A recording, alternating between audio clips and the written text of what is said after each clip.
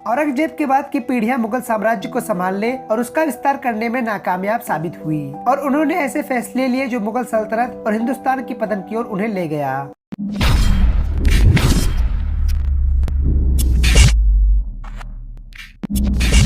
हिंदुस्तान में मुगल सल्तनत जितनी तेजी से समृद्ध हुई उतनी ही तेजी से उसका पतन भी हुआ। बाबर से लेकर औरंगजेब तक के मुगल शासकों ने मुगल साम्राज्य का दायरा कहीं ज्यादा बढ़ा दिया था और हिंदुस्तान में कई दिलचस्प और भव्य इमारतों का निर्माण भी करवाया, जिससे दुनिया भर में पहचान मिली और खजाने में तेज रफ्तार से बढ़ोतरी भी हुई। लेकिन औरंगजेब के बाद की पीढ़ियां मुगल साम्राज्य को संभालने और उसका विस्तार करने में नाकामयाबी साबित हुई, क्योंकि उन्होंने ऐसे फैसले लिए जो उन्हें मुगल सल्तनत और हिंदुस्तान को पतन की ओर ले गया।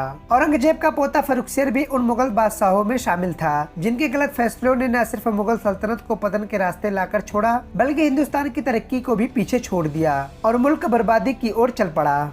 हिंदुस्तान को बर्बादी की ओर ले जाने में मुगल बादशाह फर्रुखसियर का फैसला जिम्मेदार साबित हुआ। वही फर्रुखसियर जो जहांदार की हत्या करके मुगल सल्तनत की गद्दी पर बैठा था। 1713 ईस्वी से लेकर 1719 तक शासन करने वाला फर्रुखसियर केवल नाम का बादशाह था और सही मायने में मुगल साम्राज्य की कमान सैयद बंधुओं के हाथ में थी। सैयद बंधु 1707 में औरंगजेब की सल्तनत का हिस्सा थे। दोनों भाइयों सैयद हसन अली खान और सैयद हुसैन अली खान ने औरंगजेब के शासन में अपना रुतबा बढ़ाया। औरंगजेब की मौत के बाद दोनों भाइयों ने मुगल दरबार में इस कदर अपना प्रभाव बढ़ाया कि ये जितना कहते थे मुगल बादशाह उतना ही फैसला लेते थे। इन्होंने जिसे चाहा उसे मुगल बादशाह बनाया। सन 1717 ईस्वी में मुगल बादशाह फर्रुखसियर ने ब्रिटिश ईस्ट इंडिया कंपनी को भारत में व्यापार करने की इजाजत दी और बिना किसी टैक्स के कारोबार करने का आदेश भी दे दिया। बादशाह के इस फरमान ने ईस्ट इंडिया कंपनी को बंगाल, उड़ीसा और बिहार में दायरा बढ़ाने के साथ टैक्स फ्री व्यापार करने की अनुमति दे दी और वो कंपनी मुगल बादशाह को इसके बाद में हर साल 3000 रुपए देती थी।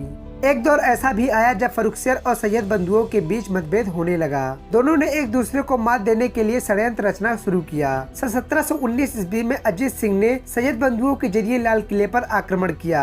हालत यह थी कि बादशाह को मां, पत्नी और बेटियों के साथ छिपना पड़ा, लेकिन सैयद बंधुओं के धोखे के कारण बादशाह फर्रुखसियर को ढूंढ निकाला गया और उसकी दोनों आंखें फोड़ दी गयी और दोनों की जंग का सीधा फायदा ईस्ट इंडिया कंपनी ने उठाया और धीरे धीरे उन्होंने पूरे भारत पर कब्जा करना शुरू कर दिया। करीब 200 सालों तक भारत पर उनका कब्जा रहा और उन्होंने पूरे भारत पर शासन किया। तो दोस्तों, आप लोगों को यह जानकारी कैसे लगी प्लीज कमेंट बॉक्स में जरूर बताइए और अगर आपको वीडियो अच्छी लगी हो तो प्लीज वीडियो को लाइक जरूर करें। मिलते हैं अगली किसी शानदार वीडियो में। जय हिंद।